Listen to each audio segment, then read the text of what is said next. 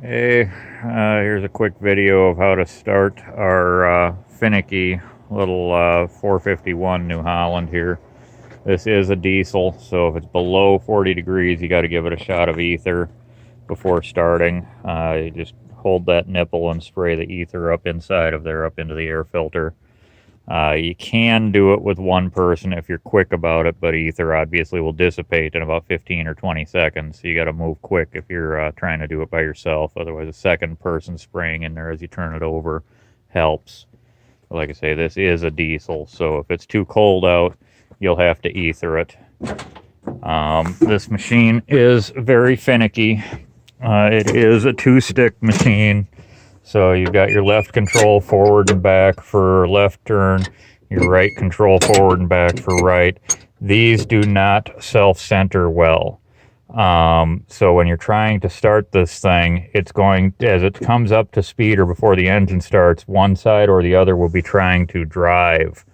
So as you're turning it over, if it sounds, you'll see one of these handles vibrating, and if it sounds like it's trying to load, sometimes as you're turning it over, you've got to recenter these to try and find a neutral position where the engine isn't under load before it starts. Also, with that in mind, as the engine catches and it starts to build hydraulic pressure, the unit sometimes will lurch to the left or right. So make sure there is nobody standing near you, and that if the machine does lurch, it's not going to run into a vehicle. So that's why I always try to park it in the middle of nowhere. So if somebody has parked really close to the machine and you're not familiar with it, don't try and start it because it could hit their vehicle. So obviously I will start it when I have to because I'm familiar with it. But until you're familiar with it, if it's parked really tight in, do not start it because it could run into a wall or run into a person. That being said, on our left side over here, we've got our throttle. You'll notice usually when it's shut down, it's all the way back. That's because to kill the engine, you pull this all the way back. So when you're starting it, you want to push this all the way forward and then bring it back part of the way to about half throttle. By pushing it all the way forward, it makes sure that the linkages are clear of blockage, and then you can come back. If the handle is all the way back like that, it will not start because there's no air getting to the engine. This chokes the engine out by not allowing air into it. So like I say, push it all the way forward, bring it back to half. On the floor here, you've got 3 pedals. This is your bucket up and down that lifts and lowers your full A-frame or loader frame. This is your bucket tip. And then this is your parking brake. So right now the brake is released.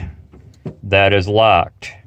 Now, I like to start it, if I know that there's nothing near me, I like to unlock that when I'm starting it because that way it can freewheel a little better. But if there's something near it, you need to make sure that is locked when it starts because that way the machine won't lurch nearly as bad. To unlock it, you just kick that top and it'll unlock. So I'm going to leave that unlocked right now when I start it because I'm trying to do this one-handed. Up on the top up here, you will see a key. The white switch is your lights. So like I say, I'm doing this one-handed, so I'm not going to be able to center the controls real well as we go. And this thing is cold. It's about 40 degrees right now. So normally you would push this button for ether, for an electric ether. As I say, we don't have that, so we've got to squirt the ether into the rear. But I'm going to do this cold, so you'll hear how hard this thing starts initially probably here.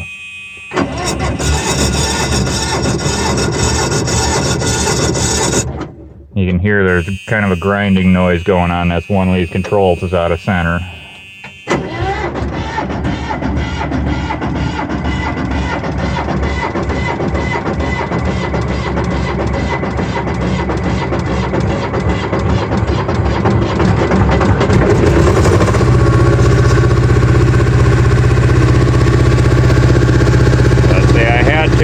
Recenter one of these handles because it was under load. So you can hear that noise right there.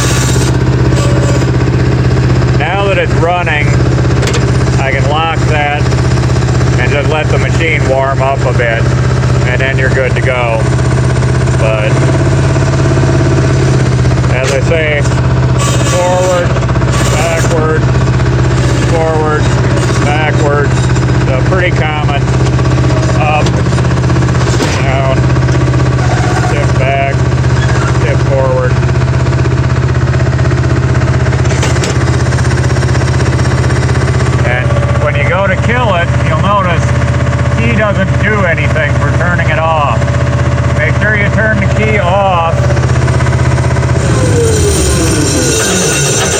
pull that handle back and hold it back and it'll die. But make sure you turn that key off or it'll drain the battery. Now it will have an alarm that goes off once it loses oil pressure, but like I say, if you don't turn the key off, it will drain the battery. So there you go. Simple as kicking yourself in the head. Thanks for watching.